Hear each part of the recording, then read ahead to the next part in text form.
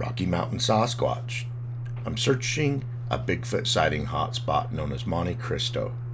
Climbing McKinnon Mountain, I glassed ridges, clearings, and tree lines looking for Bigfoot.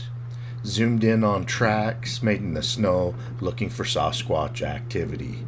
Because Bigfoot known as a ridge walker, I went all the way to the top and found very little. On the way back down, about a half a mile from Matthew Anderson's Bigfoot sighting that happened nearly this time last year, I spot what appear to be Bigfoot tracks in a bowl below going across a clearing. I make my way down for a closer look. I'm up on top of Monte Cristo looking for ridge walkers.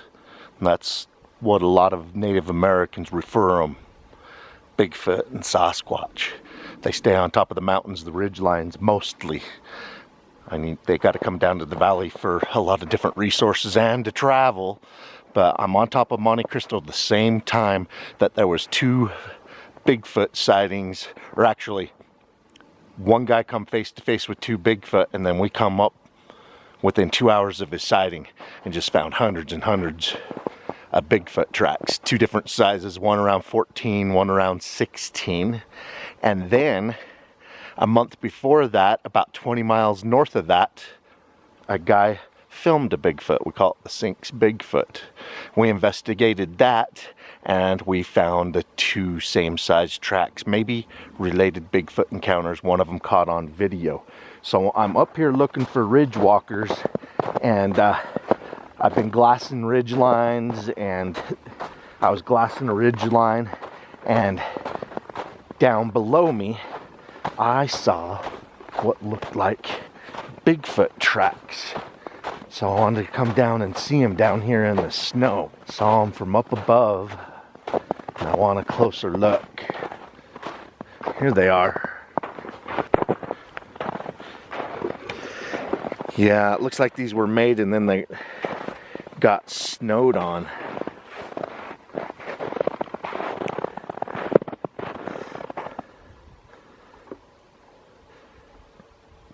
I don't see the massive stride lengths.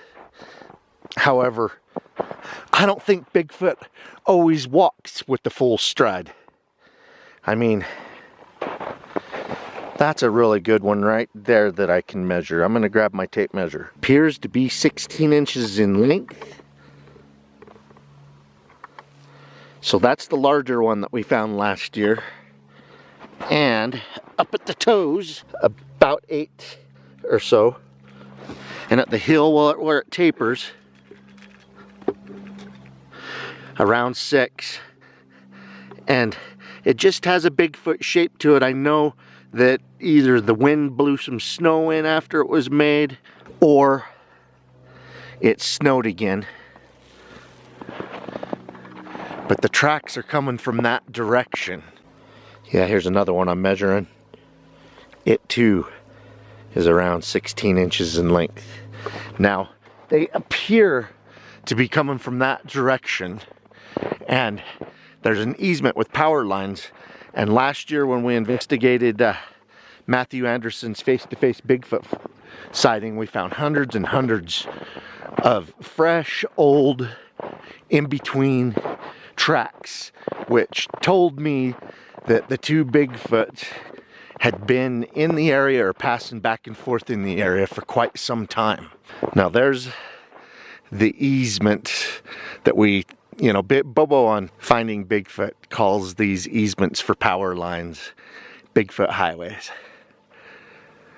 I mean, a lot of them go where there ain't any roads, and the animals seem to like them, and there seems to be Bigfoot sightings around them.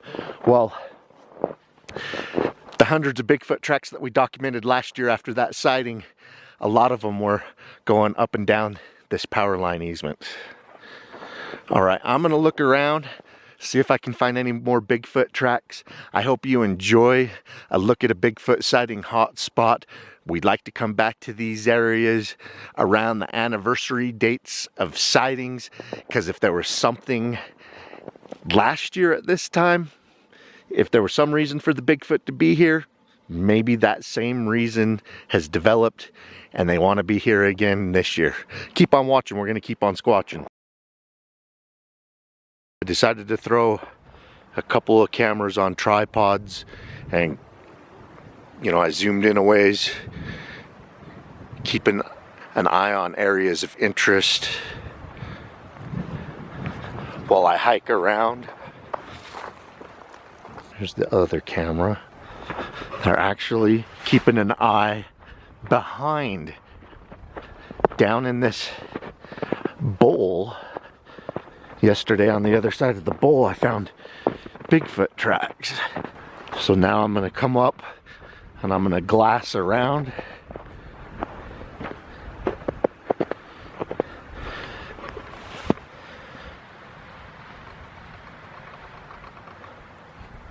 Looks like a bobcat's been up here. These are fresh bobcat tracks.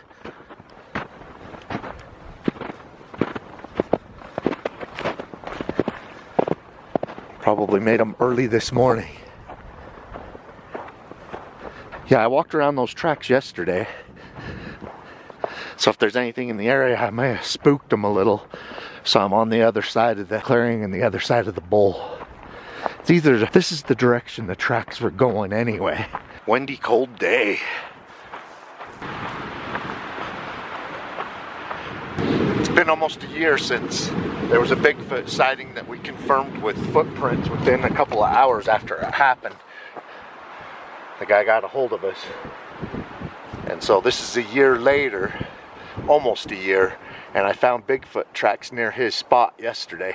When I went past there the first time looking around, I didn't see him, but on the way back I saw the tracks, hiked down to them, confirmed that they're more than likely Bigfoot. And so I looked around that area, and I'm back again today on the other side of the bowl. Just a beautiful area.